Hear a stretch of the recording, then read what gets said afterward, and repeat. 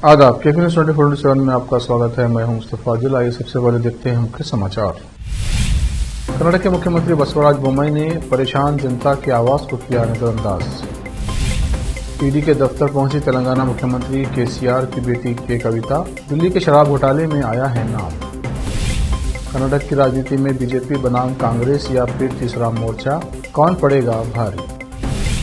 बेंगलुरु में अवैध बाइक टैक्सियों के खिलाफ हड़ताल पर जाएंगे ऑटो रिक्शा चालक। एक साथ आए 21 संगठन। महाराष्ट्र के ठाणे में शिव मंदिर कला महोत्सव में मची भगदड़, 11 लोग हुए घायल।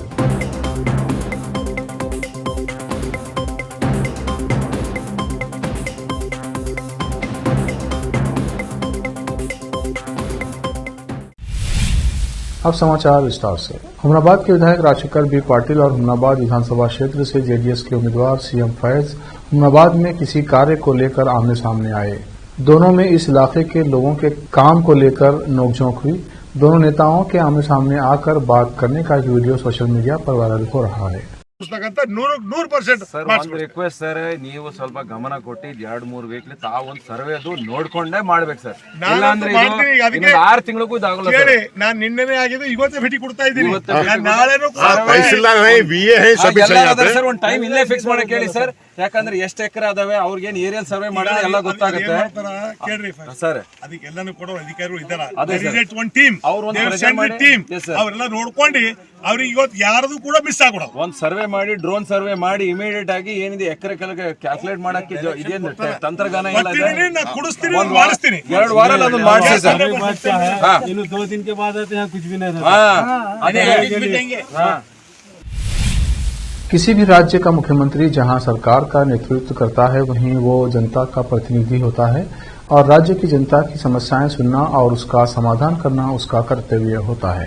परंतु शायद कर्नाटक के मुख्यमंत्री बसवराज बोम्मई इस बात को भूल चुके हैं, क्योंकि एक कार्यक्रम के दौरान परेशान और चिंतित लोग अपना दर्द और अपनी समस्या सुनाने के लिए मुख्यमंत्री से मिले और उन्हें अपनी समस्याएं बतानी चाहिए, तो मुख्यमंत्री बोम्मई ने उन्हें नजरअंदाज किया।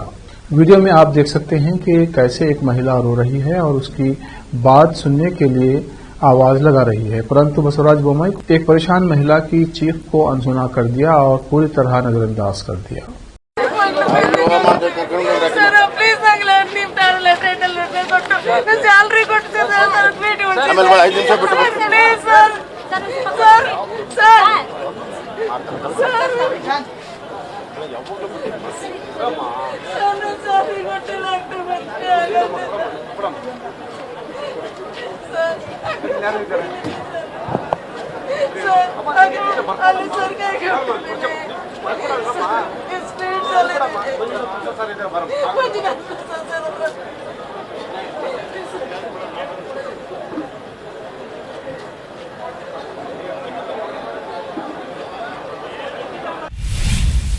कर्नाटक दक्षिण भारत का एक बेहद खूबसूरत सूबा, जो अपनी प्राकृतिक सुंदरता, ऐतिहासिक परंपराओं और एक भव्य सांस्कृतिक विरासत के लिए दुनिया भर में मशहूर है।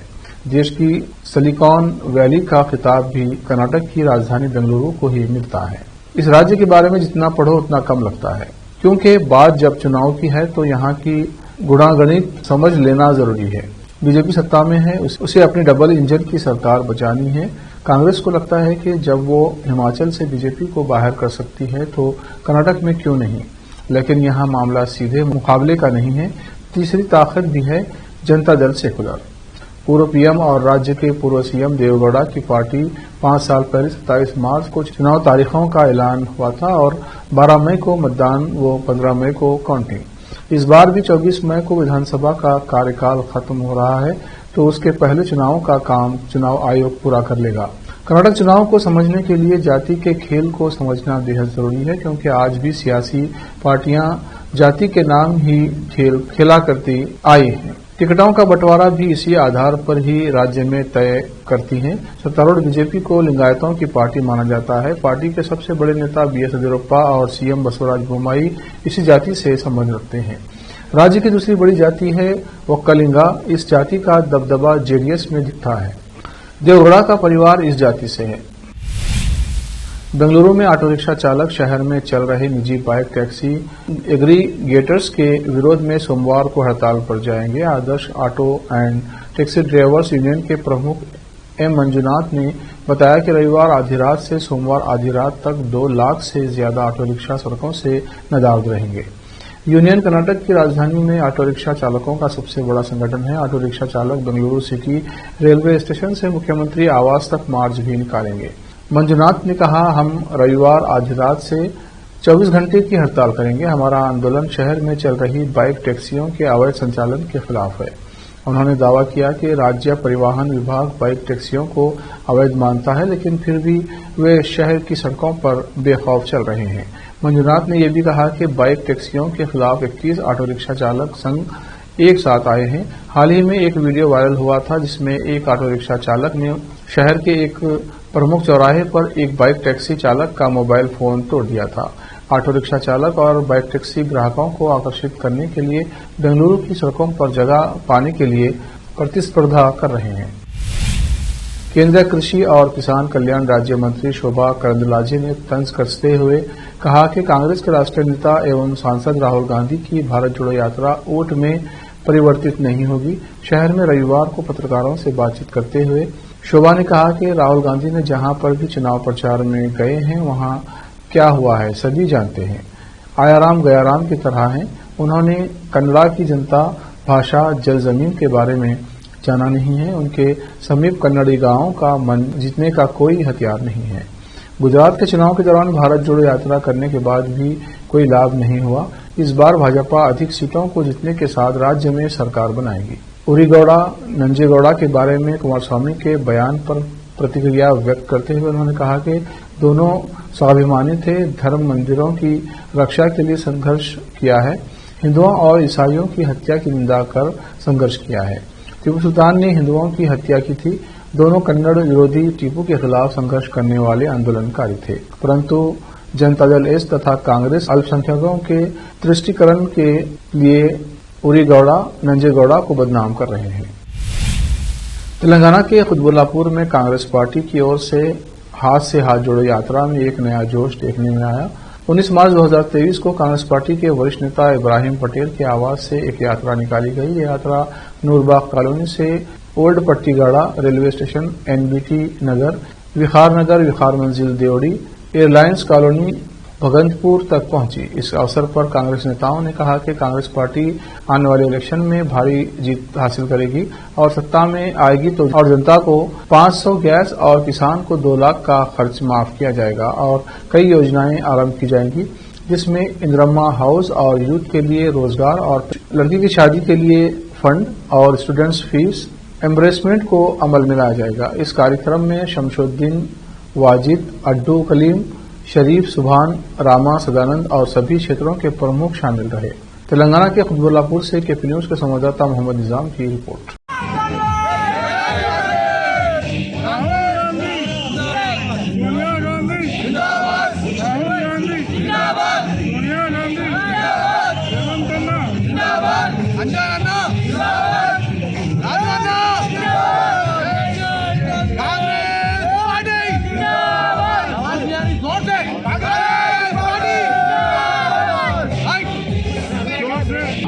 మరి టీఆర్ఎస్ ప్రభుత్వము ఈ 8 సంవత్సరాలు పరిపాలన క్రమంలో మరి పేద ప్రజలకు ఎంత అన్యాయం చేసింది.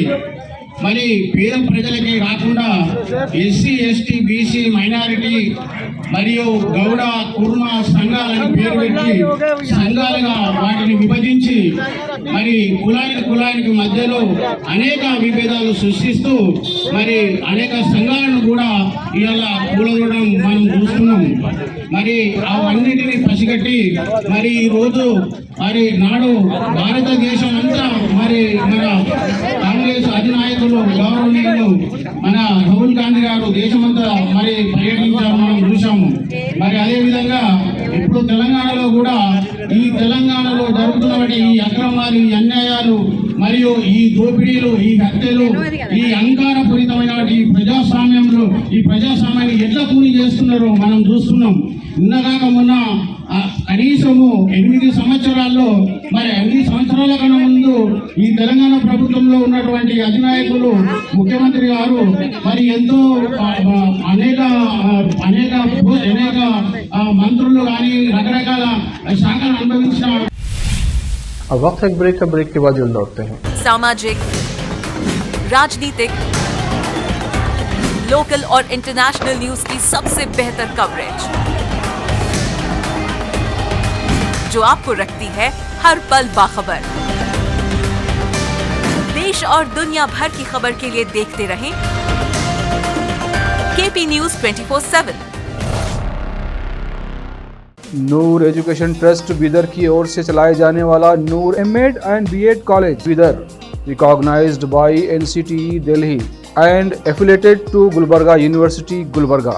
Admission are open for the academic year 2022-23. विशेषज्ञ और सक्षम शिक्षकों द्वारा शिक्षा प्राप्त करने के लिए नूर एमएड एंड बीएड कॉलेज में दाखिला लें और शांत वातावरण में शिक्षा प्राप्त करें। बीदर शहर में बेहतर शिक्षा का एकमात्र केंद्र Noor MEd and BEd college, Shahpur gate, Bidar. Phone numbers 9945283920 8482221297। Bidar शहर में वैसे तो कई होटल्स हैं, मगर क्या आपको मालूम है कि बीदर में एक शानदार 3 स्टार होटल भी है? जी हां दोस्तों, बीदर में अब 3 स्टार होटल ओपन हो गई है।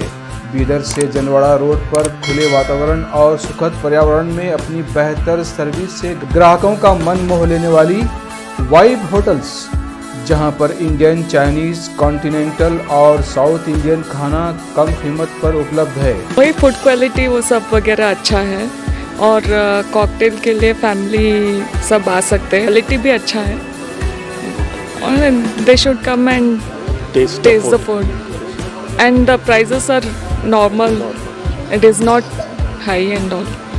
ಬೀದರಲ್ಲಿ ಫಸ್ಟ್ ಟೈಮ್ 3 ಸ್ಟಾರ್ ಹೋಟೆಲ್ ತುಂಬ ಚೆನ್ನಾಗಿ ಅನಿಸ್ತಾ ಇದೆ. ಫ್ಯಾಮಿಲಿ ಬರಲಿಕ್ಕೆ ಚೆನ್ನಾಗಿದೆ, ಪ್ಲೇಸಸ್ ಚೆನ್ನಾಗಿ ವಾತಾವರಣ ಇದೆ.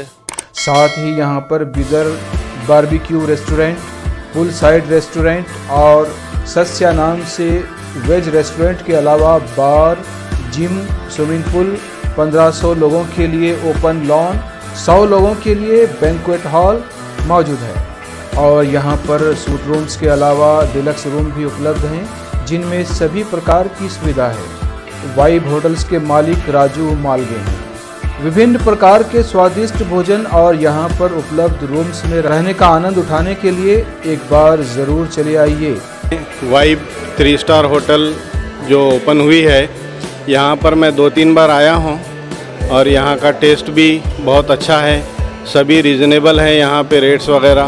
याद रखिए, वाइब होटल्स, जहां आप एक बार आएंगे तो बार बार आना पसंद करेंगे और यहाँ के स्वादिष्ट भोजन आपका मन मोह लेंगे।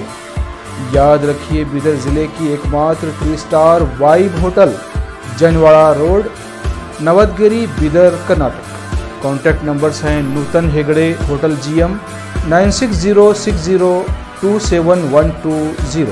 नमस्ते, मेरा नाम नूतन है और हम लोग राजू मिलगे साहब ने बीदर में एक अच्छे से 3 स्टार होटल ओपन किया है। अभी great destinations hotels and resorts management company के लिए रन करने के लिए दिया है।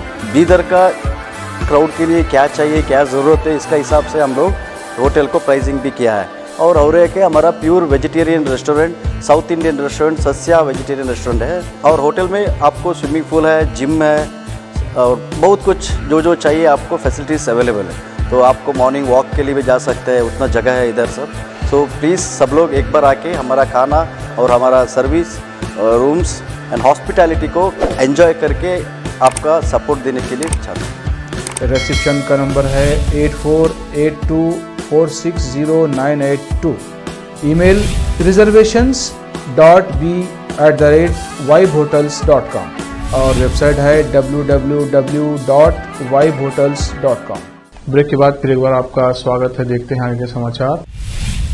दिल्ली के शराब घोटाले में फंसी तेलंगाना के मुख्यमंत्री के चंद्रशेखर राव की बेटी और बीआरएस की विधायक के कविता से आज ईडी पूछताछ करेगी। इसके लिए सुबह ही कविता दिल्ली स्थित अपने पिता के आवास से ईडी के दफ्तर पहुंच गई।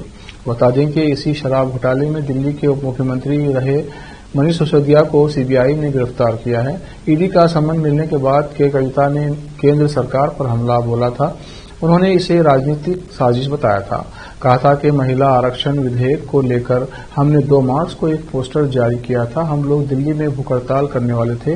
विपक्ष के 18 दल इसमें शामिल होने वाले थे, लेकिन इसके पहले ईडी ने मुझे 9 मार्च को समन भेजा और मैंने उनसे 16 मार्च के लिए अनुरोध किया था, लेकिन पता नहीं वे किस जल्दबाजी में हैं।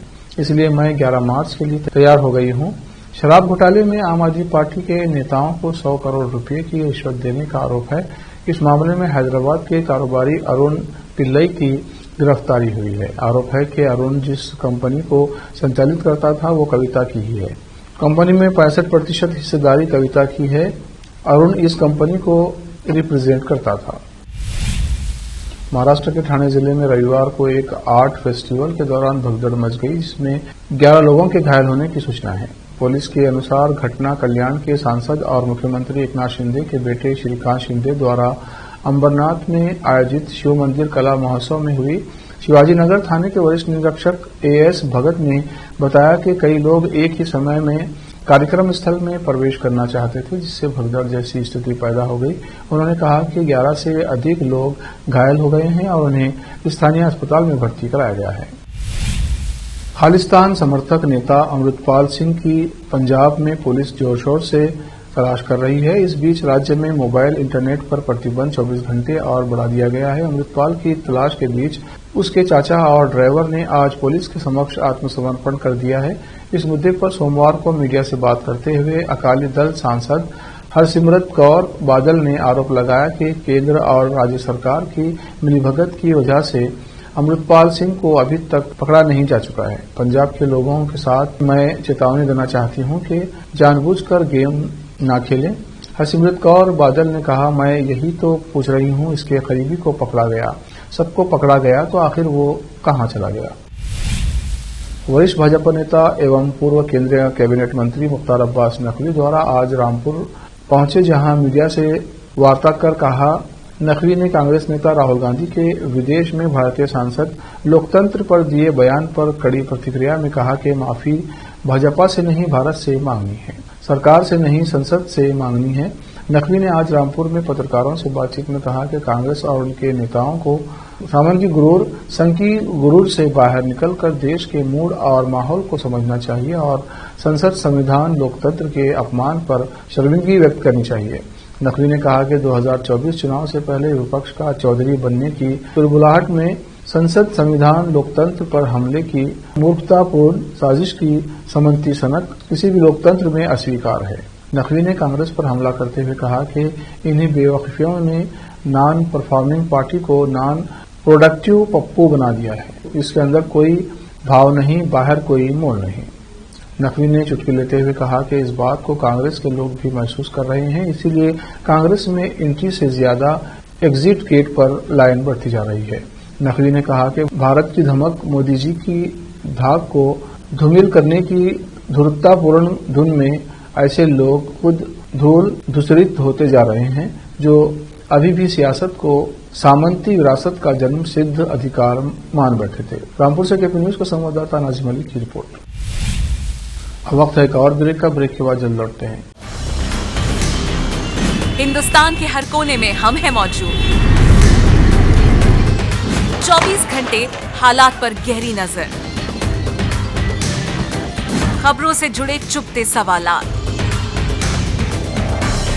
और आपको दिखाता है धार्मिक, सामाजिक, राजनीतिक, लोकल और इंटरनेशनल न्यूज की सबसे बेहतर कवरेज, जो आपको रखती है हर पल बाखबर। देश और दुनिया भर की खबर के लिए देखते रहें KP news 24/7। Noor education trust Bidar की ओर से चलाए जाने वाला Noor MEd and BEd college Bidar, recognised by NCTE Delhi and affiliated to Gulbarga University, Gulbarga. Admission are open for the academic year 2022-23 विशेषज्ञ और सक्षम शिक्षकों द्वारा शिक्षा प्राप्त करने के लिए नूर एमएड एंड बीएड कॉलेज में दाखिला लें और शांत वातावरण में शिक्षा प्राप्त करें। बीदर शहर में बेहतर शिक्षा का एकमात्र केंद्र Noor MEd and BEd college, Shahpur gate, Bidar. Phone numbers 9945283920, 8482221297। Break के बाद फिर एक बार आपका स्वागत है। देखते हैं अन्य समाचार। बिहार के पटना रेलवे स्टेशन की डिस्प्ले स्क्रीन पर एक पोर्न क्लिप चलने का मामला सामने आया है। इस घटना ने रेलवे अधिकारियों को परेशानी में डाल दिया है। रविवार सुबह 10 बजे पटना जंक्शन रेलवे स्टेशन के एक प्लेटफॉर्म पर विज्ञापनों के बजाय अश्लील क्लिप चली, जो करीब 3 मिनट तक चलती रही। इस बीच कई यात्रियों ने इसे अपने फोन पर रिकॉर्ड कर लिया। प्लेटफॉर्म पर कई लोगों ने विरोध किया और अधिकारियों से शिकायत की। रेलवे सुरक्षा बल ने हस्तक्षेप किया और फुटेज को रोक दिया, लेकिन सोशल मीडिया पर शेयर किए गए विजुअल वायरल हो गए और यूजर्स ने बिहार के मुख्यमंत्री नीतीश कुमार के साथ साथ रेल मंत्रालय को भी टैग कर दिया। इस घटना को लेकर यूजर्स ने काफी हंगामा किया। दत्ता कम्युनिकेशन नामक एक एजेंसी के खिलाफ प्राथमिकी दर्ज की गई है, जो स्क्रीन पर विज्ञापन और सूचना चलाने के लिए जिम्मेदार है। रिपोर्ट्स के अनुसार एजेंसी को रेलवे ने ब्लैकलिस्ट भी कर दिया है। संसद की कार्यवाही आज भी हंगामे की भेंट चढ़ती नजर आ रही है। विपक्ष और पक्ष दोनों ही सदन में हंगामा कर रहे हैं। हंगामे के चलते राज्यसभा और लोकसभा दोनों की कार्यवाही दोपहर 2 बजे तक के लिए स्थगित करनी पड़ी। भाजपा लगातार कांग्रेस नेता राहुल गांधी से लंदन में दिए गए उनके बयान के लिए माफी की मांग पर अड़ी है। इधर कांग्रेस समेत कई विपक्षी पार्टियां भी विभिन्न मुद्दों को लेकर हंगामा कर रही हैं। आखिर में फिर एक बार देखते हैं मुख्य समाचार। कर्नाटक के मुख्यमंत्री बसवराज बोम्मई ने परेशान जनता की आवाज को किया नजरअंदाज। ईडी के दफ्तर पहुंची तेलंगाना मुख्यमंत्री केसीआर की बेटी के कविता। दिल्ली के शराब घोटाले में आया है नाम। कर्नाटक की राजनीति में बीजेपी बनाम कांग्रेस या फिर तीसरा मोर्चा, कौन पड़ेगा भारी। बेंगलुरु में अवैध बाइक टैक्सियों के खिलाफ हड़ताल पर जाएंगे ऑटो रिक्शा चालक। एक साथ आए 21 संगठन। महाराष्ट्र के ठाणे में शिव मंदिर कला महोत्सव में मची भगदड़, 11 लोग हुए घायल।